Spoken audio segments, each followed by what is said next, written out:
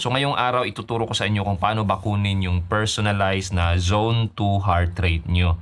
Para doon sa mga gumagawa or nagtitrain base sa kanilang heart rate or yung low heart rate training. Kung ibabase lang kasi natin sa ating mga relo na nakaset dito yung mga default na mga figures pagdating sa heart rate zones, baka magkamali yon or hindi talaga yon akma sa sarili ninyo. So ang gagawin natin is we will take advantage dito sa mga nakukuha nating data sa ating relo. Ang titingnan natin is dalawang heart rate data.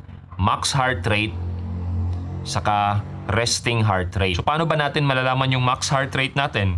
Kung nakasali ka na sa isang fun run, nag-all out ka, let's say 5K or 10K, tingnan mo yung na-record na max heart rate mo. Or dito sa relo mo, tingnan mo kung ano yung max heart rate.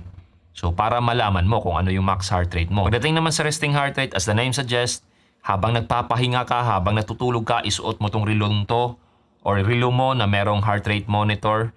Tapos i-average niya yan. Let's say around 7 days average, makikita mo yung resting heart rate mo. So itong relo ko is Garmin Forerunner 165. Tingnan natin yung resting heart rate ko kasi alam ko na yung aking max heart rate which is 199. Sa recent na takbo ko, 21K, yung recorded na max heart rate ko is 199. So ang titingnan na lang natin nito is yung resting heart rate. So tingnan natin, heart rate. So, kaninang umaga, nakunan ako na 47 yung aking resting heart rate. Ayan, 47. Pero ang average ko sa 7 days is 49. So, yan yung gagamitin natin. So, 49 yung ating resting heart rate. So, alam na natin, 49 tapos 199. So, punta tayo sa ating browser. Ayan. Tapos, search lang natin Carvonen formula or Carvonen calculator. Ayan, Carvonen calculator. Tapos, itong pangatlo, itong calculator soup.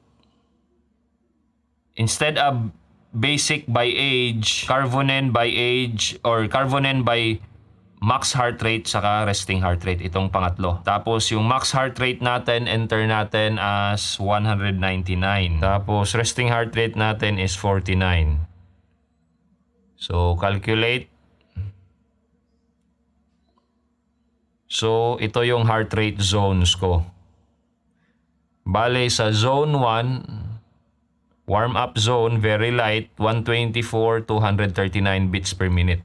Zone 1 yan. Zone 2, 139 to 154. Yan yung zone 2 ko. Tapos zone 3, 154 to 169. Zone 4 naman, 169 to 184. Yung VO2 max zone or zone 5, 184 to 199. So ganun lang kadali kunin yung ating heart rate zone na personalized talaga sa ating kapasidad, sa ating fitness base or nakabase yan sa ating max heart rate saka resting heart rate. Gamit syempre itong running watch natin saka calculator, online calculator, yung Carvonen formula na calculator.